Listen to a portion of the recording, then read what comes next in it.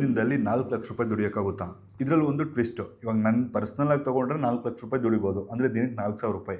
ನಾನೊಂದು ಪ್ರಮೋಷನ್ಗೆ 20,000-25,000 ಚಾರ್ಜ್ ಮಾಡಿದ್ರು ಕೂಡ ಲೈಕ್ ಒಂದು ಆರಾಮಾಗಿ ತಿಂಗಳಿಗೆ 2-3 ಪ್ರಮೋಷನ್ ಅಂತೂ ಬಂದೇ ಬರುತ್ತೆ. ಆದರೆ ಇಲ್ಲೊಂದು ಟ್ವಿಸ್ಟ್ ಏನಪ್ಪ ಅಂದರೆ, ನನ್ನ ಪರ್ಸ್ನಲ್ ಇನ್ಕಮ್ನ ಎಲ್ಲೂ ಕೂಡ ಇದು ಮಾಡ್ತಿಲ್ಲ. ಡೈಲಿ 1 ಅವರ್ ಎಕ್ಸ್ಟ್ರಾ ವರ್ಕ್ ಮಾಡಬೇಕು. ಏನಕ್ಕಂದರೆ ನಾನು ಕಾರ್ ತೊಗೊಳೋದಕ್ಕೆ. ಕಾರ್ ಅನ್ನೋದು ನನಗೊಂಥರ ಪಂಚಪ್ರಾಣಗಳಲ್ಲಿ ಒಂದು. ಸೊ ಫಸ್ಟ್ ಅಗ್ರಿಕಲ್ಚರ್, ಇನ್ನೊಂದು ಸಿನಿಮಾ, ಇನ್ನೊಂದು ಬಿಸ್ನೆಸ್ಸು, ಮತ್ತು ಇನ್ನೊಂದು ಟ್ರಾವೆಲ್ ಆ್ಯಂಡ್ ಇನ್ನೊಂದು ಕಾರು ಆ ಥರ ಅಂತ ಅಂದ್ಕೊಳ್ಳಿ. ಸೊ ಅಷ್ಟೊಂದು ಇಷ್ಟ ನನಗೆ ಕಾರ್ ಅನ್ನೋದು.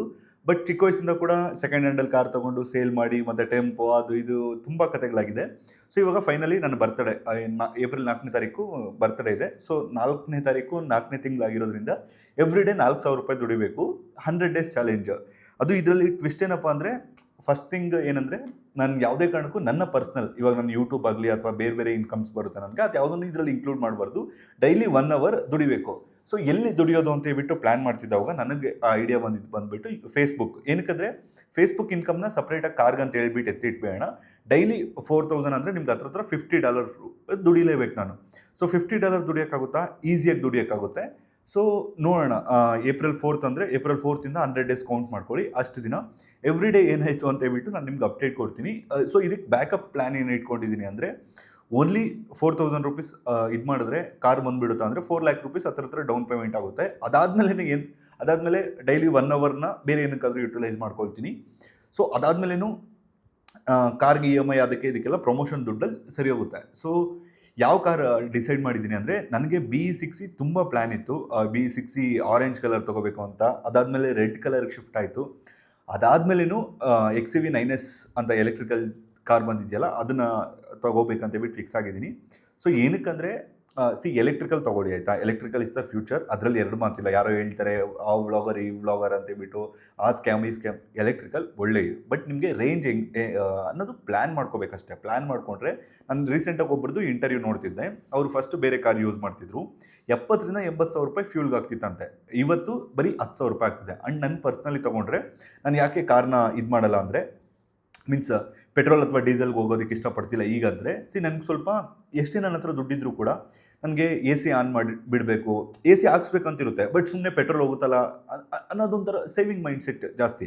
ಸೊ ಅದಕ್ಕೋಸ್ಕರ ನಾನು ಎಲೆಕ್ಟ್ರಿಕಲ್ ಆದರೆ ಏನು ಅಷ್ಟೊಂದು ಖರ್ಚಾಗಲ್ಲ. ಇಡೀ ನೈಟ್ ನಾನು AC ಹಾಕ್ಕೊಂಡು ಮಲ್ಕೊಂಡ್ರು ಸಮ್ 5 ವ್ಯಾಟ್ ಏನೋ 79 ಕಿಲೋವ್ಯಾಟ್ ಅಂದರೆ ಒಂದು 10 ಕಿಲೋವ್ಯಾಟ್, ಒಂದು 7-8 ಕಿಲೋವ್ಯಾಟ್ ಖರ್ಚಾಗ್ಬೋದು ಅಷ್ಟೇ. ಸೊ ನಾನು ಆರಾಮಾಗಿ ನೆಮ್ಮದಿಯಾಗಿ AC ಯಲ್ಲೇ ಎನಿ ಟೈಮ್ ಇರ್ಬೋದು ಅಂತ. ಮತ್ತು 7 ಸೀಟರು ಚೆನ್ನಾಗಿದೆ ಗಾಡಿ, ತುಂಬ ದೊಡ್ಡದಿದೆ. ರೀಸೆಂಟಾಗಿ ಟೆಸ್ಟ್ ಡ್ರೈವ್ ಕೂಡ ಮಾಡಿದ್ವಿ. ಆ್ಯಂಡ್ ನನ್ನ ಸೋರ್ಸ್ ಆಫ್ ಇನ್ಕಮ್ ಹೇಳ್ತೀನಿ ನೋಡಿ, ನನಗೇನೇನು ಇನ್ಕಮ್ ಬರುತ್ತೆ ಅಂದರೆ, ಫಸ್ಟ್ ಬಂದುಬಿಟ್ಟು ಇನ್ನು ಮುಂದೆ ಸ್ಟ್ಯಾಂಡರ್ಡಾಗಿ ಯೂಟ್ಯೂಬ್ ಇರುತ್ತೆ. ಸೊ ಯೂಟ್ಯೂಬ್ ಏನು ಇನ್ಕಮ್ ಬರುತ್ತೋ ಅದು ನಾನು ಕಮಿಟ್ಮೆಂಟ್ಸ್ಗೆ ಪ್ಲ್ಯಾನ್ ಮಾಡ್ಕೊಂಡಿದ್ದೀನಿ. ಅದಾದ ನಂತರ ನೆಕ್ಸ್ಟ್ ಬಂದುಬಿಟ್ಟು ಫೇಸ್ಬುಕ್ ಇನ್ನು ಮುಂದೆ ಕಾರ್ಗೆ ಡೆಡಿಕೇಟೆಡ್ ಆಗಿ ಇಟ್ಬಿಡ್ತೀನಿ. ಕಾರು ಅಥವಾ ನಾನು ಟ್ರಾವೆಲ್ಗೆ ಅಂತ ಹೇಳ್ಬಿಟ್ಟು ಫೇಸ್ಬುಕ್ ಇನ್ಕಮ್ ಫಿಕ್ಸ್ಡ್ ಇರುತ್ತೆ.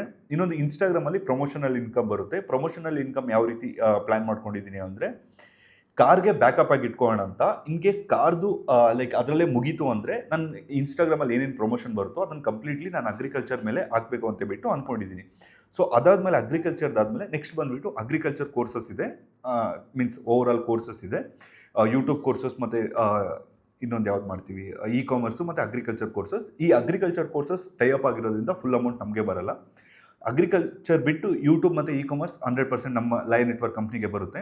ಇದ್ರ ಜೊತೆ ಹಲವಾರು Facebook page, YouTube page by ಮಾಡೋದು, ಸೇಲ್ ಮಾಡೋದು, ಈ ಥರದ್ದೆಲ್ಲ ಮಾಡ್ತಿರ್ತೀವಿ.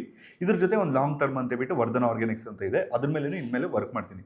ಸೊ ಸೋರ್ಸ್ ಆಫ್ ಇನ್ಕಮ್ ನೋಡಿಕೊಂಡ್ರೆ ಫಸ್ಟ್ ಬಂದುಬಿಟ್ಟು YouTube, Facebook, Instagram and like courses ಎಲ್ಲ ಕೂಡ ಒಂದೇ ಬರುತ್ತೆ. ಅದು ಲಯನ್ ನೆಟ್ವರ್ಕ್ ಅಂಡರ್ ಬರುತ್ತೆ, ಒಂದು ಲಯನ್ ನೆಟ್ವರ್ಕ್.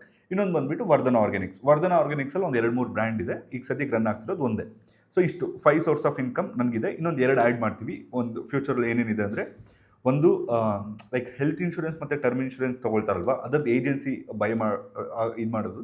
ಇನ್ನೊಂದು ಬಂದುಬಿಟ್ಟು ನಾರ್ಮಲಾಗಿ ಅಗ್ರಿಕಲ್ಚರ್ ಎನಿವೇ ಈ ಇಯರ್ ಪ್ಲ್ಯಾನ್ ಮಾಡ್ತಿದ್ದೀವಿ. ಅಲ್ಲಿಂದ ಒಂದು ಸೈಡ್ ಇನ್ಕಮ್ ಆಗಿ ಟೋಟಲ್ ಒಂದು 7 ಸೋರ್ಸ್ ಆಫ್ ಇನ್ಕಮ್ ಇಟ್ಕೋಬೇಕು ಅಂತಬಿಟ್ಟು ನನ್ನ ಪ್ಲ್ಯಾನ್ ಇರುವಂಥದ್ದು. ಸೊ ನೋಡೋಣ. ಯೂಟ್ಯೂಬ್, ಇನ್ಸ್ಟಾಗ್ರಾಮಲ್ಲಿ ವೀಡಿಯೋ ನೋಡಿಕೊಂಡು ಯೂಟ್ಯೂಬ್ ನೋಡಿರ್ತೀರ. ಸೊ ಇದು ನಂದು.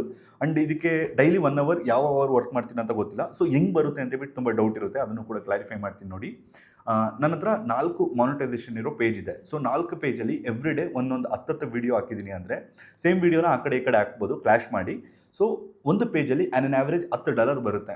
$10 ಅಂದರೆ ನಿಮಗೆ ಒಂದು $40-50. ಸೊ ನಮಗೆ ಬೇಕಾಗಿರೋದು ಎಷ್ಟಿಲ್ಲಿ ₹4,000 ದಿನಕ್ಕೆ. So I hope it will reach. So ಯಾವಾಗಲಿಂದ ಈ ಚಾಲೆಂಜ್ ಸ್ಟಾರ್ಟ್ ಆಗುತ್ತೆ ಅಂದರೆ ನಿಮಗೆ April 4th ನನ್ನ ಬರ್ತ್ಡೇ 28 ವರ್ಷ ಆಗುತ್ತೆ. ಪ್ರತಿ ವರ್ಷ ಬರ್ತ್ಡೇ ಆದಂಗೆ ಭಯ ಶುರುವಾಗ್ತಿದೆ. ಅಂದರೆ ಬೇರೆಯವರೆಲ್ಲ 27 ವರ್ಷಕ್ಕೆ ಬಿಲಿಯನಿಯರ್ ಆದರು, 26 ವರ್ಷಕ್ಕೆ ಬಿಲಿಯನಿಯರ್ ಆದರು, ನಾವು ಮಿಲಿಯನಿಯರ್ ಕೂಡ ಆಗೋಕ್ಕಾಗಲ್ಲ ಅಂತ. ಸೊ ನಾನು ಇಟ್ಕೊಂಡಿದ್ದೀನಿ ಬಿಫೋರ್ 30 ಮಿಲಿಯನಿಯರ್ ಆಗಬೇಕು ಅಂತ. ಇಷ್ಟು ದಿನದಿಂದ ಏನೇನು ಮಿಸ್ಟೇಕ್ಸ್ ಮಾಡಿದೆ, ಏನೇನು ಇದು ಮಾಡಿದೆ, ಪ್ರತಿಯೊಂದನ್ನು ಕೂಡ ಅನಲೈಸ್ ಮಾಡಿದ್ದೀನಿ. ಸೊ ನೋಡೋಣ ಏನಾಗುತ್ತೆ ಅಂತ ಹೇಳ್ಬಿಟ್ಟು. ಆ್ಯಂಡ್ ಓವರಾಲ್ ಆಗಿ ಇದು ನನ್ನ 100 days 4 lakhs ಚಾಲೆಂಜು. ಇದು only 1 hour, daily 1 hour work ಮಾಡಿ. ಓವರಾಲ್ ಆಗಿ ಮಾಡಿದ್ರೆ ನನ್ನ 4 lakhs ಈಸಿಯಾಗಿ ಇದಾಗುತ್ತೆ. ಇವಾಗ ಎಲೆಕ್ಷನ್ ಬೇರೆ ಬರ್ತಿದೆ, BBMP ಎಲೆಕ್ಷನ್ನು. ಒಂದೊಂದು ಕಾರ್ಪೊರೇಟ್ ಹತ್ರನೇ ಸಮ್ಟೈಮ್ಸ್ 1 lakh 50,000 ಈ ಥರ ತೊಗೊಂಡ್ರೆ ಬೇಗ ಕವರ್ ಆಗೋಗುತ್ತೆ. ಅಥವಾ ಯೂಟ್ಯೂಬ್ ಚಾನಲ್ ಯಾವ್ದಾದ್ರು ಡೀಲ್ ಬಂತು ಅಂದರೆ ಅದರಲ್ಲೂ ಒಂದು 50,000 20,000 ಈ ಥರ ಕಮಿಷನ್ ಸಿಗುತ್ತೆ. ಸೊ ಅವೆಲ್ಲ ಬಿಟ್ಟು ಓನ್ಲಿ ಡೈಲಿ 1 hour ಎಕ್ಸ್ಟ್ರಾ ಅಂತ ಹೇಳ್ಬಿಟ್ಟು ಕಾರ್ಗೆ ವರ್ಕ್ ಮಾಡಿ ಕಾರ್ನ ತೊಗೋಬೇಕು. ಸೊ ಇದು ಇದ್ರದ್ದು.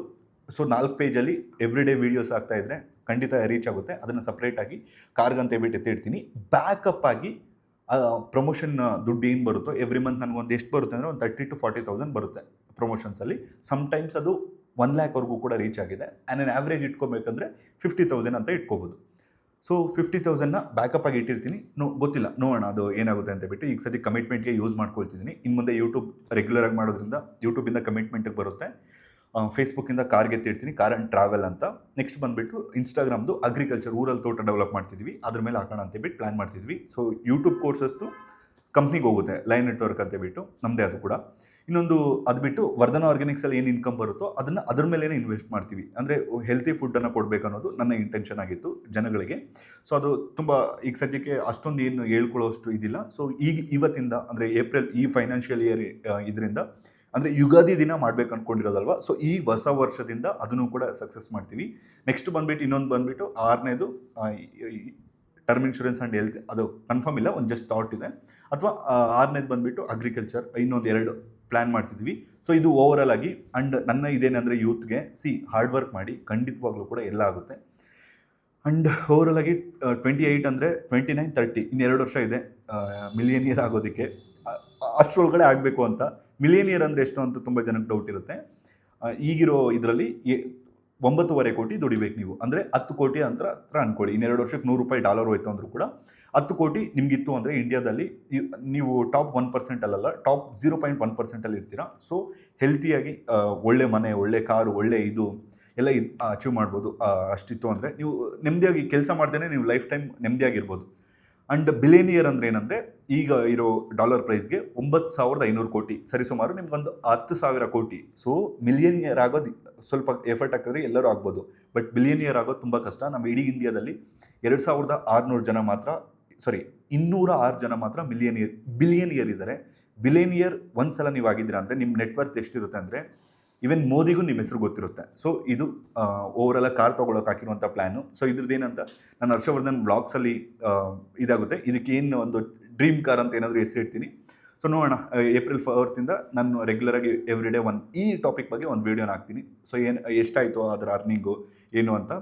ಸೊ ನೋಡೋಣ, ಇನ್ನೂ ಟೈಮ್ ಇದೆ. ನಾನು ಬುಕ್ ಮಾಡ್ಬೇಕು ಅಂದ್ಕೊಂಡಿರೋದು XEV9S pack 179 kW 23 lakhs 23 lakh ಹತ್ರ ಇತ್ತು. ಇವಾಗ 25 ಲಕ್ಷ ಆಗುತ್ತೆ. ಅದು ಏನು ಸಮ್ ರೋಡ್ ಟ್ಯಾಕ್ಸ್ 8% ಆ್ಯಡ್ ಮಾಡಿದ್ದಾರೆ.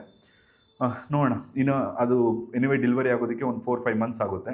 ಅಷ್ಟರೊಳಗಡೆ ಈ 100 daysಲ್ಲಿ ಅದನ್ನ ಹಂಗೆ ಎಕ್ಸ್ಟೆಂಡ್ ಮಾಡ್ಕೊಂಡು ಹೋದರೆ ಡೌನ್ ಪೇಮೆಂಟ್ ಜಾಸ್ತಿ ಮಾಡ್ಬೋದು, EMI ಕಡಿಮೆ ಆಗುತ್ತೆ. ಸೊ ಇದು ಇವತ್ತಿನ ಅಪ್ಡೇಟ್. ನೀವು ಇನ್ನು ಮುಂದೆ ಈ ಹರ್ಷವರ್ಧನ ವ್ಲಾಗ್ಸ್ ಚಾನಲ್ನ ಫಾಲೋ ಮಾಡೋದ್ರಿಂದ ಬಿಸ್ನೆಸ್ ಬಗ್ಗೆ ಮತ್ತು ಯೂಟ್ಯೂಬ್ ಬಗ್ಗೆ ಆಗಲಿ ಅಥವಾ ಕೆಲವೊಂದು ಲೈಫ್ನ ಯಾವ ರೀತಿ ಬೆಟರ್ ಮಾಡ್ಕೋಬೋದು ಅಂತ ಅದನ್ನು ನೋಡ್ಬೋದು.